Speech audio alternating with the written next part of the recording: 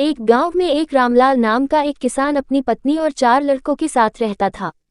रामलाल खेतों में मेहनत करके अपने परिवार का पेट पालता था, लेकिन उसके चारों लड़के आलसी थे, जो गांव में वैसे ही इधर उधर घूमते रहते थे।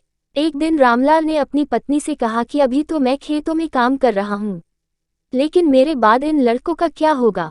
इन्होंने तो कभी मेहनत भी नहीं करी, ये तो कभी खेत में भी नहीं गए। रामलाल की पत्नी ने कहा कि धीरे धीरे ये भी काम करने लगेंगे। समय बीतता गया और रामलाल के लड़के कोई काम नहीं करते थे। एक बार रामलाल बहुत बीमार पड़ गया। वह काफी दिनों तक बीमार ही रहा। उसने अपनी पत्नी को कहा कि वह चारों लड़कों को बुला कर लाए। उसकी पत्नी चारों लड़कों को बुलाकर लाई। रामलाल ने कहा, लगता है कि अब मैं ज्यादा दिनों तक जिंदा नहीं रहूंगा। रामलाल को चिंता थी कि उसके जाने के बाद उसके बेटों का क्या होगा, इसलिए उसने कहा, बेटों, मैंने अपने जीवन में जो भी कुछ कमाया है वह खजाना अपने खेतों के नीचे दबा रखा है। मेरे बाद तुम उसमें से खजाना निकालकर आपस में बांट लेना। ये बात सुनकर चारों लड़के खुश हो गए। कुछ समय बाद रामलाल की मृत्यु हो गई। रामलाल की मृत्यु के कुछ दिनों बाद उसके लड़के खेत में दबा खजाना निकालने गए।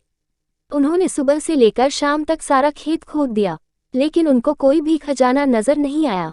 लड़के घर आकर अपनी माँ से बोले, माँ, पिताजी ने हमसे झूठ बोला था, उस खेत में हमें कोई खजाना नहीं मिला।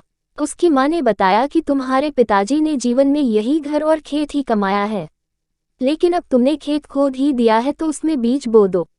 इसके बाद लड़कों ने बीज बोए और माँ के कहे अनुसार उसमें पानी देते गए। कुछ समय बाद फसल पककर तैयार हो गई, जिसको बेचकर लड़कों को अच्छा मुनाफा हुआ, जिसे लेकर वह अपनी माँ के पास पहुँचे। माँ ने कहा कि तुम्हारी मेहनत ही असली खजाना है, यही तुम्हारे पिताजी तुमको समझाना चाहते थे।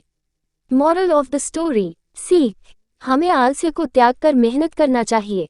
मेहनत ही इंसान की असली दौलत है। कहानी अच्छी लगी हो तो आगे और भी ऐसी रोचक कहानियाँ देखने के लिए अभी हमारे चैनल को सब्सक्राइब करें।